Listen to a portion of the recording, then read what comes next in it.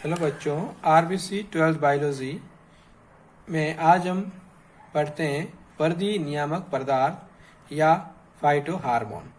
सबसे पहले अगर इसकी हम परिभाषा देखें तो वे पदार्थ या वे रासायनिक पदार्थ जो अल्प मात्रा में बनकर, बहुत ही कम मात्रा में बनकर पादप की वृद्धि का नियंत्रण करते हैं, वर्दी नियामक पदार्थ कहलाते हैं।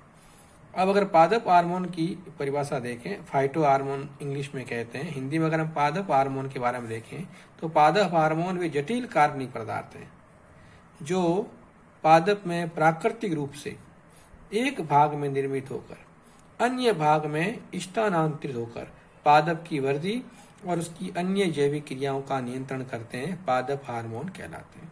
तो इस परिभाषा से स्पष्ट हो रहा है कि पहली बात तो पादप हार्मोन जटिल कार्बनिक पदार्थ होंगे, तो ये प्राकृतिक रूप से पादप के किसी एक भाग में बनेंगे और वहां से वो पादप के अन्य भागों में स्थानांतरित हो जाएंगे और ये क्या कार्य करेंगे, पादप की वृद्धि और उसकी अन्य जैविक क्रियाओं का नियंत्रण करेंगे। अब ये पादप हार्मोन या वृद्धि नियामक पदार्थ दो प्रकार के हैं। पहला वृद्धि प्रेरक या प्रवर्धक हार्मोन और दूसरा वृद्धि निरोधक या अवरोधक हार्मोन। जो वृद्धि प्रेरक हार्मोन है ये पादप में वृद्धि को प्रेरित करेंगे। अगर इसके उदाहरण देखें तो ऑक्सिन है, साइटोकाइनिन है, जिब्रेलिन है और इथाइलिन है। इसी प्रकार अगर वृद्धि निरोधक या अवरोधक हार्मोन की बात करें तो ये ऐसे हार्मोन होंगे जो पादप में वृद्धि को रोकेंगे और इसमें मेन एक ही हार्मोन आता है, एब्सिसिक अम्ल। तो इस प्रकार हमें यहाँ स्पष्ट हो गया कि पादप में मोटे रूप से 5 हार्मोन पाए जाते हैं, ऑक्सिन, साइटोकाइनिन, जिब्रेलिन, इथाइलिन और एब्सिसिक अम्ल, जिसमें से ऑक्सिन, साइटोकाइनिन, जिब्रेलिन और इथाइलिन वृद्धि प्रेरक है जबकि एब्सिसिक अम्ल वृद्धि निरोधक है।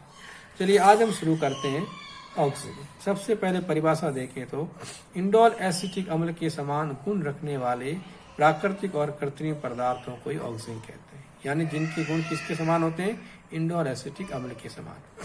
अच्छा, सबसे पहले खोजा गया पादप हार्मोन ऑक्सिन।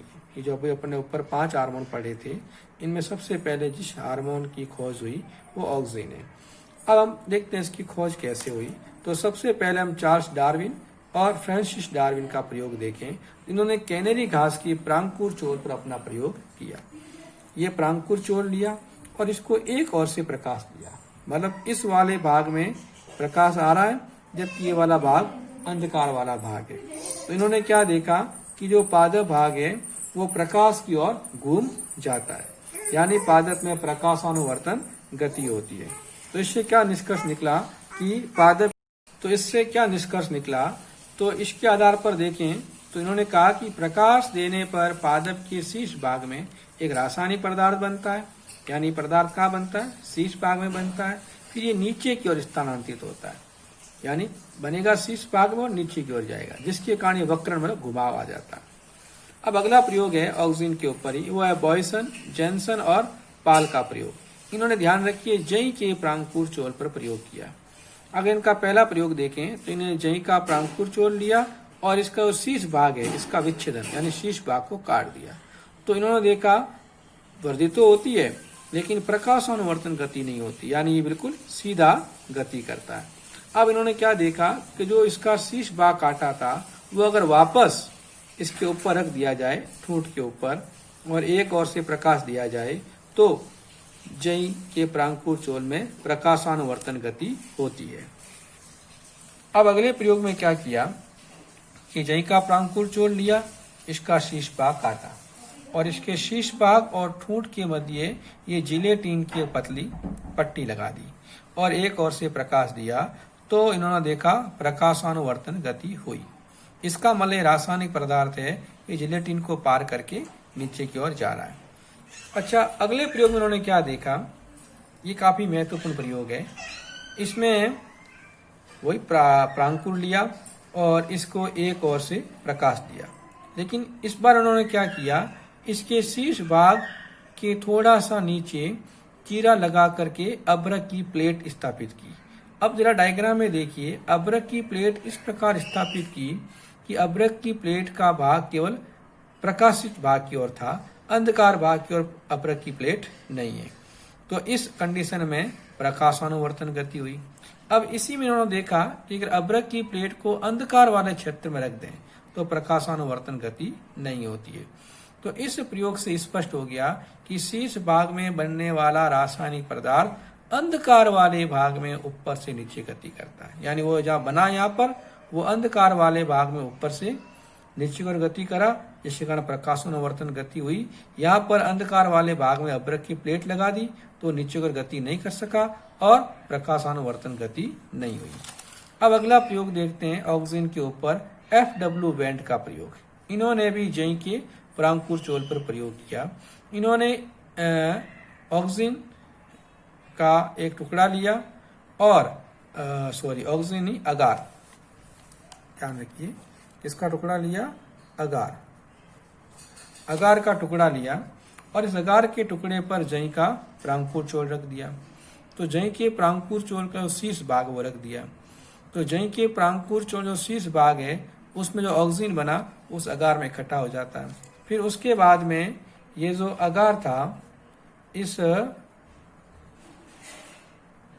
अगार के वापस उसको छोटे छोटे टुकड़ों में तोड़ दिया और फिर इन टुकड़ों को जई के ठूंठ पर रखा। तो उन्होंने देखा प्रकाशानुवर्तन गति हुई। यानी जो अगार के टुकड़े पर ऑक्सीजन आ गया था वो ठूंठ में चला गया और प्रकाशानुवर्तन गति हुई। अगले प्रयोग में इन्होंने क्या किया, ये देखिए, दो अलग अलग अगार की प्लेटें दी और इनके बीच में अभ्रक की एक प्लेट रख दी और इसके ऊपर जई का प्रांकुर चोल का शीर्ष भाग रख दिया और इसे एक ओर से प्रकाश दिया। तो यहाँ जो ऑक्सीजन बनेगा वो उस अगार की प्लेट में इकट्ठा हो जाएगा। तो इन्होंने क्या देखा, जो अगार की प्लेट अप्रकाशित भाग के नीचे थी उसमें ऑक्सीजन लगभग 65% इकट्ठा हुआ और जो अगार की प्लेट प्रकाशित भाग के नीचे थी उसमें ऑक्सीजन केवल 35% इकट्ठा हुआ। तो इससे सिद्ध हो गया कि ऑक्सीजन अंधकार वाले भाग में ज्यादा इकट्ठा होता है और इसी भाग में ऊपर से नीचे की ओर गति करता है। और ऑक्सीजन के खोज का जो वास्तविक श्रेय है वो भी FW बैंड को ही जाता है। अब हम पढ़ते हैं ऑक्सीजन रासायनिक प्रकृति के आधार पर ऑक्सीजन के प्रकार। ये दो प्रकार का है, प्राकृतिक ऑक्सीजन और संश्लिष्ट ऑक्सीजन। प्राकृतिक ऑक्सीजन का उदाहरण है IAA। इसका पूरा नाम है इंडोल 3 एसिटिक अम्ल और इसके जो व्युत्पन्न है वो प्राकृतिक ऑक्सीजन में आते हैं। अच्छा, ध्यान रखिए, ये जो ऑक्सीजन है वो पादप के शीर्ष विभज्योतक में बनता है और ये ट्रिप्टोफैन नामक अमीनो अम्ल से बनता है और इसे बनाने के लिए जिंक की अनिवार्यता होती है। यानी पादप में जिंक होगा तो ट्रिप्टोफैन से ऑक्सीजन का निर्माण होगा। अच्छा, IAA है इंडोल 3 एसिटिक अम्ल। इसका अणुसूत्र आपको दे रखा C10H3O2N। अच्छा, कोगल जो है इसने भी IAA को सर्वप्रथम मानव के मूत्र से पृथक किया था और इसका नाम इन्होंने हेटेरो ऑक्सीजन रखा था। यानी हेटेरो ऑक्सीजन वाकई में कौन है, IAA है, इंडोल 3 एसिटिक अम्ल है। अब इसी प्रकार हम देखते हैं संश्लिष्ट ऑक्सीजन। इसके उदाहरण देखें तो NAA नेप्थलीन एसिटिक अम्ल, IBA इंडोल 3 ब्यूटारिक अम्ल, 2,4-D ये नाम कई बार पूछा जाता है, इसकी फुल फॉर्म 2,4-डाइक्लोरोफिनॉक्सी एसिटिक अम्ल। फिर IPA इंडोल 3 प्रोपियोनिक अम्ल। तो ये तो संश्लिष्ट ऑक्सीजन के उदाहरण है और IA है ये प्राकृतिक ऑक्सीजन का उदाहरण है।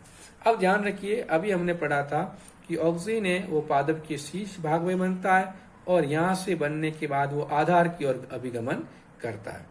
इस घटना को ध्रुवीय अभिगमन कहते हैं। यानी ध्रुवीय अभिगमन में क्या होगा कि बनेगा वो शीर्ष भाग में और फिर आधार की ओर चला जाएगा। अब ध्यान रखिए, जो ऑक्सीजन का स्थानांतरण है एक कोशिका से दूसरी कोशिका में, ये ध्यान रखिएगा विसरण विधि द्वारा होता है। यानी ऑक्सीजन एक कोशिका से दूसरी कोशिका में विसरण विधि द्वारा गति करता है। अब नेक्स्ट अपन पढ़ते हैं ऑक्सीजन के कार्य की प्रभाव या ऑक्सीजन के कार्य। पहला है शीर्ष प्रभाविता या शिखाग्र प्रमुखता या शीर्ष प्रमुखता। ये क्या है कि शीर्ष कलिका की उपस्थिति में, यानी जो पादप की शीर्ष कलिका है वो जब तक उपस्थित रहेगी, पार्श्व कलिका की वृद्धि पूर्णतया या आंशिक सदमित हो जाती है। इस घटना को शीर्ष प्रमुखता कहते हैं। जब तक पादप में शीर्ष कलिका है तब तक पार्श्व कलिका की वृद्धि पूरी तरह से या आंशिक रूप से रुक जाती है, ये घटना शीर्ष प्रमुखता कहलाती है। और ये शीर्ष प्रमुखता ऑक्सीजन के कारण होती है। यानी जब तक शीर्ष भाग रहेगा उसमें ऑक्सीजन बनता रहेगा और शीर्ष कलिका की वृद्धि ज्यादा होगी और पार्श्व कलिका की वृद्धि कम होगी। तो जो मेहंदी है, चने हैं, इसमें शीर्ष प्रमुखता को रोकने के लिए उसकी शीर्ष कलिका काट देते हैं। ऐसा करने से शीर्ष प्रमुखता होगी नहीं और इसके कारण पादप साइड में वृद्धि करेगा और वो झाड़ी नुमा हो जाएगा। दूसरा कार्य है कोशिका का दीर्घीकरण, यानी ऑक्सीजन कोशिका के दीर्घीकरण को प्रेरित करता है, यानी इसके कारण कोशिका लंबाई में वृद्धि करती है। अगला है जड़ों का संभरण, यानी ये तने से जड़ों के निर्माण को प्रेरित करता है। इसी कारण जो गुलाब है, बोगेनविलिया है, नींबू है, संतरा है, इसमें जो कलम रोपण करते हैं, तने का छोटा सा भाग जो जमीन में गाड़ा जाता है उसे कलम कहते हैं। तो उस कलम को रोपने से पहले उसे ऑक्सीजन में डुबाया जाता है। ऐसा करने से क्या होगा, उस कलम वाले भाग से जड़ें जल्दी बन जाएगी। और मोस्टली जिस ऑक्सीजन का उपयोग जड़ों के संभरण में करते हैं वो है IBA, इंडोल 3 ब्यूटारिक एसिड। फिर अनिषेक फलन, बिना निषेचन के फल का बनना अनिषेक फलन कहलाता है। जैसे अपन देखते हैं अंगूर है, केला है, इसमें बीज नहीं होते हैं, और जिन फलों में बीज नहीं होते हैं उनमें अनिषेक फलन होता है। तो अंगूर, केला, तरबूज, संतरा, इनमें अनिषेक फलन अगर होता है कृत्रिम या प्राकृतिक रूप से तो ऑक्सीजन के कारण होता है। अच्छा, ऑक्सीजन है, ये अनिषेक फलन को प्रेरित करता है। अगला, फसली पौधों को गिरने से बचाना। जैसे गेहूं जैसे पादप है, इनके तने दुर्बल होते हैं। इस कारण जब तेज हवा आती है, अंधड़ आती है, तो ये तना टूट जाता है और पादप जमीन में गिर जाते हैं। तो ये क्या करता है ऑक्सीजन, ये तने के जो नीचे वाला भाग है, आधार वाला भाग है, उसको काष्ठ्य कर देता है, कठोर कर देता है।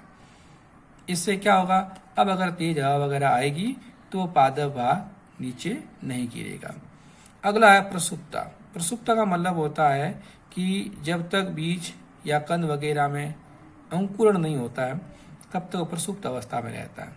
तो ये जो ऑक्सीजन है ये बीजों में और कंदों को प्रसुप्त अवस्था में बनाए रखता है, यानी ऑक्सीजन के कारण इनमें अंकुरण नहीं होता है, यानी अंकुरण को होने से रोकता है। और अगर अंकुरण नहीं होगा तो ये जो बीज है, कंद है, ये लंबे समय तक हम संग्रहित कर सकते हैं। और जो आलू है, उस आलू के कंद पर NaA का छिड़काव करते हैं, नैप्थलिन एसिटिक एसिड का, जिससे कारण ये प्रसुप्त अवस्था बना रहता है और वो लंबे समय तक आलू संग्रहित कर सकते हैं। अगला, पुष्पों की सघनता को कम करता है, यानी इसके कारण पुष्प है वो दूर दूर लगेंगे, पास पास नहीं लगेंगे। जैसे आम वगैरह है, इसमें पुष्प अधिक लगेंगे। अब अधिक लगने से फल तो अधिक बनेंगे लेकिन फलों का आकार छोटा रह जाएगा। तो ऐसे में अगर आम पर NaA का छिड़काव करें तो ऐसा करने से पुष्प की सघनता कम हो जाएगी, पुष्प दूर दूर लगेंगे और ऐसा होने से फल आकार में बड़े हो जाएंगे। अगला अपन देखें विलगन। विलगन का मतलब क्या होता है, परिपक्वन से पहले ही अगर फल है, पत्तियां ये झड़ जाए तो इस घटना को विलगन कहते हैं। पकने से पहले पत्ती है, फल है, इसका अपने मात्र पादप से टूटकर अलग होना विलगन कहलाता है। और याद रखना, ऑक्सीजन विलगन को रोकता है। जब तो ऑक्सीजन रहेगा फल पत्तियों में विलगन नहीं होगा। और विलगन को रोकने वाले जो मुख्य ऑक्सीजन है वो है NaA, naphthalene acetic acid, 2,4-D, 2,4-डाइक्लोरोफिनॉक्सीएसिटिक एसिड और IBA। तो इनका छिड़काव करने से क्या होगा, फल वगैरह अपरिपक्व अवस्था में नहीं झड़ेंगे। अगला कार्य देखें, खरपतवार का उन्मूलन। जो मुख्य पादप के साथ अनावश्यक फसलें उग जाती हैं उन्हें खरपतवार कहते हैं, और ये खरपतवार मुख्य फसल को नुकसान पहुंचाती है। तो जो 2,4-D है, 2,4-डाइक्लोरोफिनॉक्सीएसिटिक अम्ल, और 2,4,5-T, पूरा नाम 2,4,5-ट्राइक्लोरोफिनॉक्सिक एसिटिक एसिड, ये द्विबीजपत्री खरपतवार को नष्ट करते हैं। याद रखिएगा, द्विबीजपत्री अगर खरपतवार है तो उसको नष्ट करते हैं। तो अगर एक बीजपत्री मुख्य फसल है और उसके साथ द्विबीजपत्री खरपतवार है तो ये इनका छिड़काव करना चाहिए, अन्यथा इनका छिड़काव नहीं करना चाहिए। अगला कार्य अगर अपन देखें तो वो है पर्वों का लघुकरण, यानी जो ये सेब है, नाशपाती है, इनमें पर्व छोटे छोटे कर देता है और पर्व छोटे होने से टहनियाँ छोटी रह जाएगी। और नाशपाती और सेब की विशेषता है कि जो टहनियाँ छोटी होगी उस पर नाशपाती और सेब विकसित होंगे। तो इसलिए टहनियों का छोटा होना जरूरी है और टहनियों का छोटा करने के लिए ऑक्सीजन का छिड़काव करते हैं, मुख्यतः NaA का। और लास्ट में उत्तक संवर्धन, तो ध्यान रखना है उत्तक संवर्धन में कैलस और मूल निर्माण के लिए महत्वपूर्ण माना जाता है। धन्यवाद।